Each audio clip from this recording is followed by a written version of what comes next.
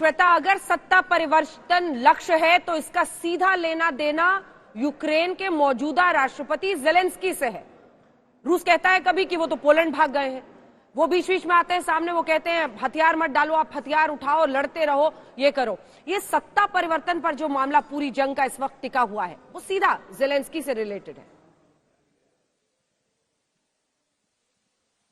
सत्ता परिवर्तन क्या हो पाएगा, और हो पाएगा तो क्या समूचा यूक्रेन उन्हें उस तरीके से एक्सेप्ट करेगा? जितनी लड़ाई हम देख रहे हैं पूर्वी मोर्चे पर होते हुए अंजना, रूसी सेना आगे बढ़ती है उत्तर की से दक्षिण की ओर, यानी बेलारूस और रूस की सीमा से जितने इलाके लगते हैं, और नीचे से ऊपर की ओर क्रीमिया से ऊपर की ओर ओडिशा से आगे बढ़ने की वो कोशिश करते हैं। क्या हम यूक्रेन में भी दो तरह के विचार इस समय देख रहे हैं? क्या हम ये देख रहे हैं कि कहीं कुछ कुछ इलाके जिस तरीके से रूस अपने नियंत्रण के, अपने प्रभाव के क्षेत्र दिखाते हुए आगे बढ़ता रहा, क्या पश्चिम एक अलग हिस्सा हो जाएगा, पूरब एक अलग हिस्सा हो जाएगा? किसी भी कंडीशन से इस समय इनकार नहीं किया जा सकता है। इस समय युद्ध की जैसी स्थिति चल रही है, और चूंकि इसका जो समूचा मुद्दा है वही राजनीतिक एक तरीके से था, तो उसके हिसाब से क्या रूस यूक्रेन में नियंत्रण का एक हिस्सा तैयार करने में ही कामयाब हो पाएगा? गौरव जो कह रहे हैं वो सही कह रहे हैं अंजना, लेकिन साथ ही मुझे लगता है कि ये जो यूक्रेन की का रेजिस्टेंस है, यूक्रेन ने जो पलटवार किया, ये रूस क्या दुनिया में किसी ने नहीं सोचा था। किसी ने नहीं सोचा था कि इतनी लंबी ये जंग चल सकती है अगर रूस अपनी पूरी शक्ति के साथ इस युद्ध में आ जाता, अगर वो जंग के मैदान में अपना सब कुछ झोंक दिया होता। ठीक है, उसने कोशिश की थी कि वो जो पब्लिक ओपिनियन है उसके साथ रहे, जो नागरिक है उसके साथ रहे, किसी को नाराज न करे, इसीलिए उस तरह की क्षति न पहुंचे। और जब आप हाथ बांध कर किसी को मारते हैं तो फिर आप पूरा जोर अपना लगा ही नहीं पाते हैं। रूस भी अपना पूरा जोर उस वजह से नहीं लगा पाया। लेकिन आज की तारीख में यह मानना जरा सा मुश्किल है कि रूस पूरा जोर लगाना नहीं चाहता है। कल भी जो उसकी एक ब्रिगेड को बहुत कैजुअलिटीज की बात सामने आ रही है, हालांकि यूक्रेन की तरफ से ये दावे जरूर किए जाते हैं, लेकिन कहा जाता है कि आपको जमीन पर वो तस्वीरें भी देखनी चाहिए। वो टैंक अगर ध्वस्त हुए, वो बख्तरबंद गाड़ियां अगर ध्वस्त हुई, वो हवाई जहाज अगर ध्वस्त हुए, तो वो जमीन पर दिख रहा है उनका मलबा। लेकिन सैनिक अगर मारने का दावा किया जाता है तो वैसी कोई क्षति सामने नहीं आती है, कुछ ऐसा नजर नहीं आता है।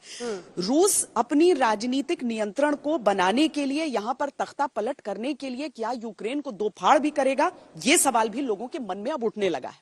बिल्कुल, गौरव से जल्दी से एक रिएक्शन ले लेते हैं, दोनों को दिखा दीजिए। गौरव अब नहीं है हमारे साथ, श्वेता आप ही के पास अगला सवाल भी। देखिए पश्चिमी देशों, अगर अब हम रशिया वर्सेस यूक्रेन से बाहर निकले, रशिया वर्सेस नेटो मुल्क, रशिया वर्सेस अमेरिका तक इस पूरी जंग को ले जाएं, तो समझ में आता है कि नेटो मुल्क जिस तरह की बातें कर रहे हैं या अमेरिका कर रहे हैं, उससे पुतिन और भी एक तरह से उनको उकसाने का काम कर रहा है।